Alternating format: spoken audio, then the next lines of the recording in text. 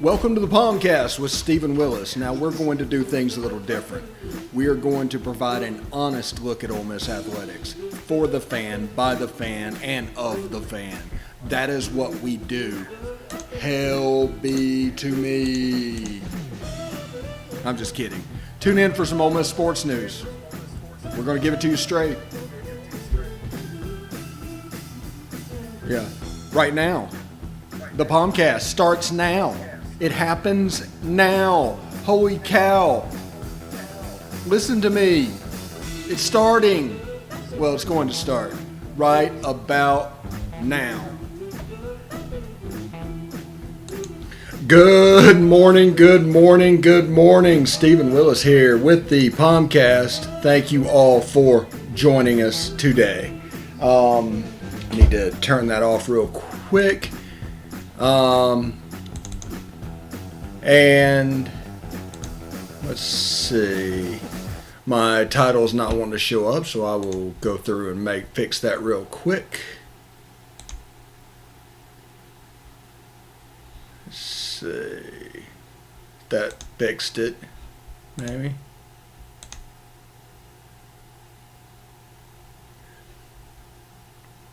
Okay, it did not. Anyway, my name is Stephen Willis, and thank you very much for joining me. I need to delete that shot real quick. And welcome to the POMcast on this February 9th, 2021 edition of the show. Sorry about that. Got a little bit tongue-tied, a little bit messed up, and there we go. Got that fixed real quick. Sorry about that. Anyway, welcome to the POMcast, February 9th, 2021.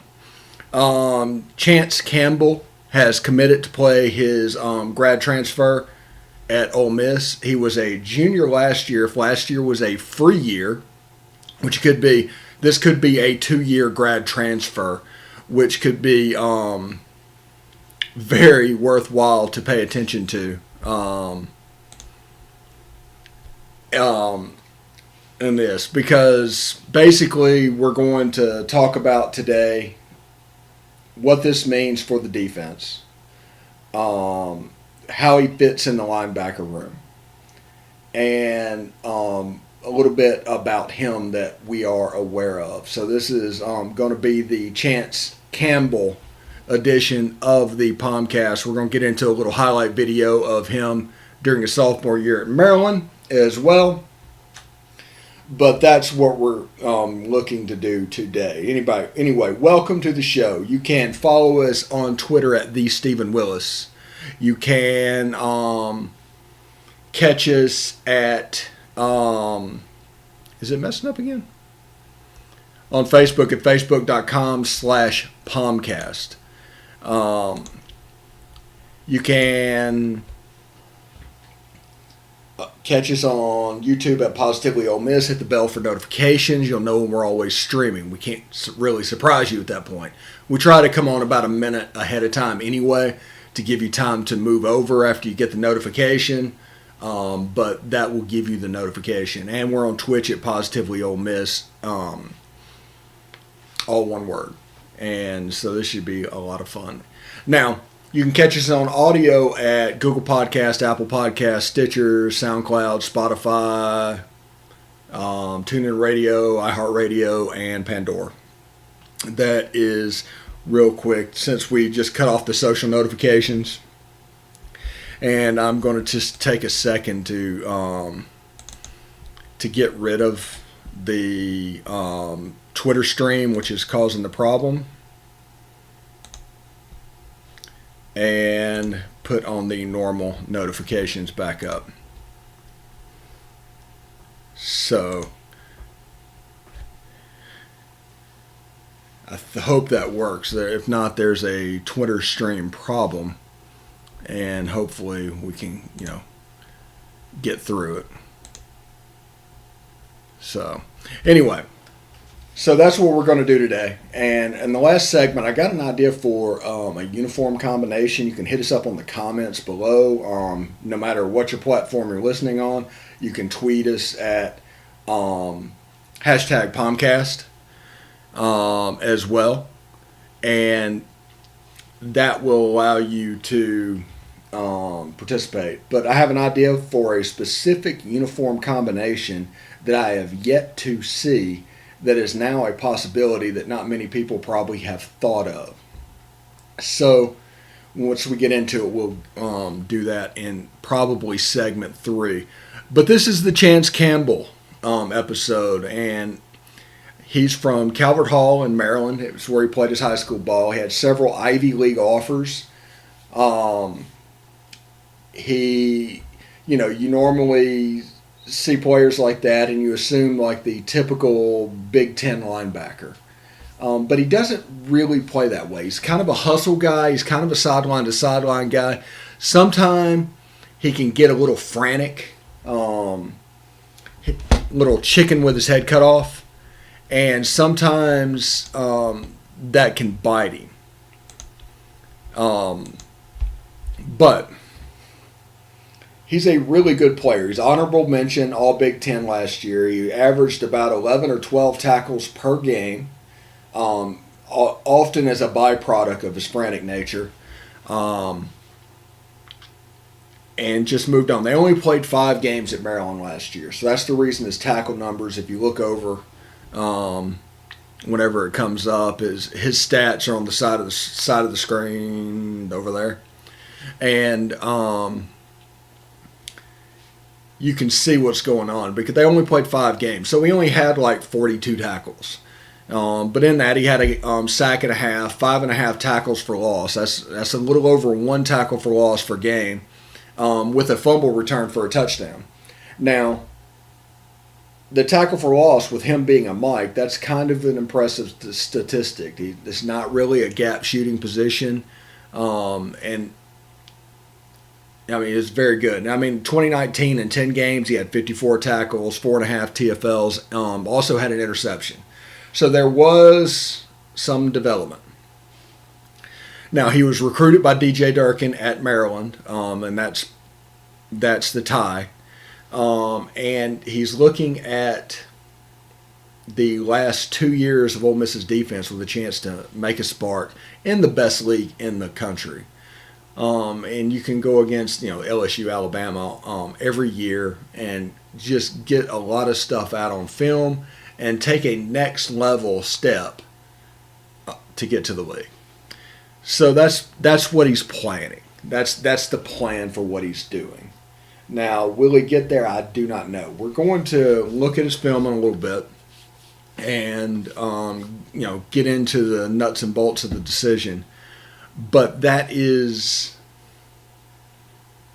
what you get with Chance Campbell. You get a frantic guy, middle linebacker. He's a sideline-to-sideline guy. Don't get fooled by any stereotype. He's a typical linebacker, and he's probably an improvement over what we had at the position, because we probably told you on this show several times the problem wasn't the scheme. The problem was the players not being able to do what the scheme required. And if your scheme is rigid, which it looks like DJ Durkin's was, it results in what you saw. Now, they got better over the course of the year, and against Indiana, they were pretty good. But those players that really showed out against Indiana, Jacquez Jones, Sam Williams, those guys, have a chance to go into next year and be the carry, because there's a lot of turnover coming on that defense. And we'll go over that as well. We got a break coming up here in just a second, and then we're going to get into a little bit of highlight video and stuff like that, and start talking about what kind of player he is and what he brings to the defense as a whole, how it's going to look. We'll get into that in a little bit. But until then, stick around.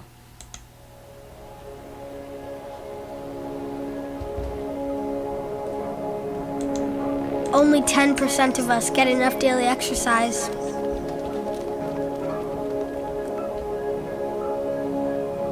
And that number is dropping.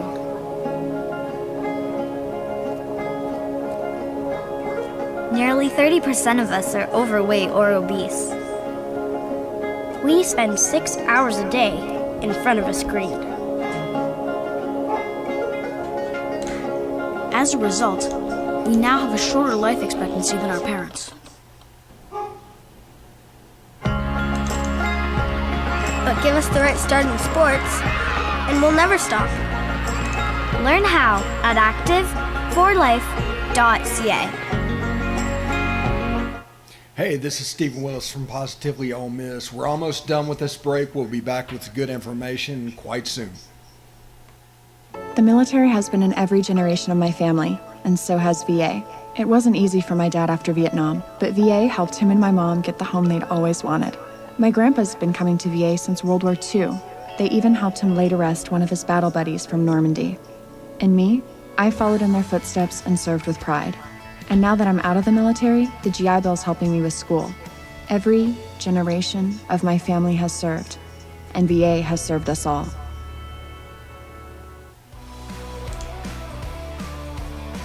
Welcome back. Again, Chance Campbell transferring to Ole Miss. Picked Ole Miss over several schools he was going, but there was a connection to DJ Durkin and a need for defensive players at Ole Miss. Now, what type of player? Like a player is Chance Campbell? Well, he's kind of a frantic middle linebacker. He kind of a lot high energy guy. He is always moving there and he's always hustling. His motor is always turned up to 11, so to speak. And in doing so, sometimes he can run himself out of plays, and there's, some fifth that needs to happen along the way to get him out of that as well. But that is kind of what you're getting. But you're getting a sideline to sideline guy. Somebody that's going to do maximum effort and is just improving and improving and improving. Now, he does have a little bit of a nose for the football. He's going to make plays. He's going to... Now, if he could attack the ball a little bit more on some of these tackles, would make him next level stuff. That's what he needs to work on. Is attacking the football forward instead of going for the big hit, as we saw in the Clemson game versus Alabama, or against Ohio State maybe, and the Clemson game versus who they play last year. Anyway, the middle linebacker going in for a kill shot, ended up with a targeting, loss for both games, or against LSU last year. Got thrown out of the game early, and you can be the heart and soul of the defense and do all you can do, but something like that can really hurt your team. He's got a little bit of that in him. Now, like I said, he needs to learn how to attack the football a little bit better. He needs to continue what he's doing, live in the film room, and he will be fine. That's the situation we're in. He's honorable mention all Big Ten. He can make a jump yet again in his first year in the SEC. The talent is there. The speed is there. All the intangibles are there. He just needs to put them together and start fine-tuning. Now, why DJ Durkin? DJ Durkin is an explosive play defensive coordinator. He is not a bend but don't break. He is not a standard defensive coordinator. He wants big plays, interceptions, fumbles, TFLs. Now, what this is going to do in playing in DJ Durkin's system, which like I said, DJ Durkin recruited him to fit this system, he is going to work on the explosives. He's going to attack the football. He is going to intercept passes. He's going to run after TFLs with that motor and everything. That is a staunch possibility. But this is a really good pickup for Ole Miss's defense. And what this means going forward with Ole Miss's defense is Jaquez Jones, who had a fantastic bowl game, and thank goodness for it. We needed it. But if Lakia Henry and Momo Sanogo is a matchup problem, which we saw, there's no need for them to stay out there. They can run with the twos. whoever wins the outside linebacker position, the Sam linebacker position, whether Lakeith Henry or Jacquez Jones, you have a decent backup. Now that room is full, and there were some problems last year with that room. This kid masks it a little bit because he is a true Mike, and he's going to fit in and boss that defense. Now, if you look at the defense as a whole, it has been remade. They struggled mightily on the defensive line. That needs to be brought up about 1,000,000 times over the next 6 months, because Isaiah Iton, Jamon Gordon, Tawan Malone, 2 defensive ends signed. They've completely remade their defensive line in recruiting and through JUCO transfers. Through the transfer market, you get Dink Jackson, because I'm going to say he's an outside linebacker because I think that's what he's going to grow into. And you have this kid, Chance Campbell. And the defensive secondary is completely remade. MJ Garrett, Markevious Brown, Tysheem Johnson. I mean, just end-to-end remade. So there's enough players, like a whole line for defensive players have been signed for this class.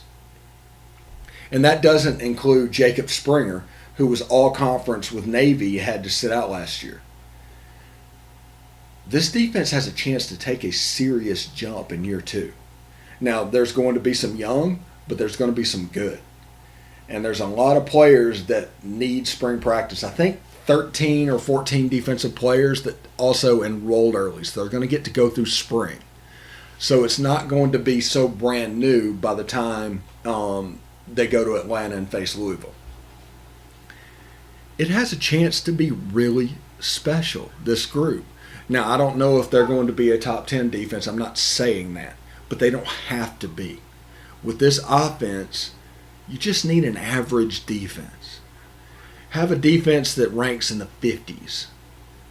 And you have a chance to probably win 10 games because of this offense. And that is kind of the direction we're headed. I mean, Lane Kiffin getting DJ Durkin and doing everything, it was a signal that with his offense and his plan to the way it was going to work, we just need a couple of possessions a game. You saw against Kentucky last year. I mean, Kentucky went up and down the field on us, but 4 possessions in a row, the defense just stood up, shut them down, and all of a sudden they came back, pushed it to overtime, and eventually won the game. Saw it against South Carolina. That was the recipe for winning, was just a couple of stops. That's all we need. That's the recipe for winning with this offense. And make no mistake, this offense is very special and will continue to be going into next year with the addition of Braylon Brown, Brandon Buckhalter, J.J. Henry. It has a chance to be very special as well. So, what have we learned? Well, that he's a heck of a player and fills all kind of roles with this defense, and is going to serve as kind of a glue guy. And you can take him and just build a defense because, like I said, come out of high school, he had several Ivy League offers. He's a bright guy. And you put a bright guy in a defense with a bunch of athletes that's designed to kind of direct traffic. You have a guy like Tyler Knight in the secondary that can come in, direct traffic a little bit. You have a chance. Like I said, there's a chance for this defense to make a large jump in year 2. I mean, they've completely revamped it. 11 players in recruiting. You add Otis Reese, who played 3 games last year. You had Jacob Springer, who played none. He's an all-conference guy from the American who plays up towards the line of scrimmage. I expect him somewhere near star. The defense is in position to take a step. We just need Isaiah Iton, Tywan Malone, and Jamon Gordon to show up ready to play day one. That's all we need to do. That is the question going into the fall. We got the athletes to play every other position, but we need to take a massive step on the defensive line. And we know about JUCOs that sometimes can take 6-7 games to get right. Sometimes they can take a step. At the beginning, Tim Bowens and Norman Hand, like they came in immediately ready to go and completely revamp that defense. But if they are ready to go and they are getting to the point where they're demanding double teams, taking pressure off Sam Williams, there's a chance for this defense to be pretty explosive. Because if you can take a couple of defensive linemen that require double teams, and Tywan Malone is going to require a double team, if we can get another one, and we have Sam Williams, all of a sudden a blitzer gets a single coverage. And more times in a blitz, you're going to get home. There's a legit chance for this to happen. A lot of people do the spread offense thing of getting the ball out of your hands in a hurry. But this will allow us to be more athletic and do more things. A lot of Swiss Army knives in the secondary. It's something else. But Chance Campbell signs with Ole Miss. When we come back, we're going to hit on a uniform combination that really nobody else cares about, except me maybe. But if you do, leave a comment, #POMcast, and put it in the string thread or do whatever you need to do. If you comment on it, I'll try to reach out to you and participate in any way I can. But we're going to take a short break. And when we come back, we are going to hit those uniforms. And I think it could be kind of good looking. Anyway, stick around.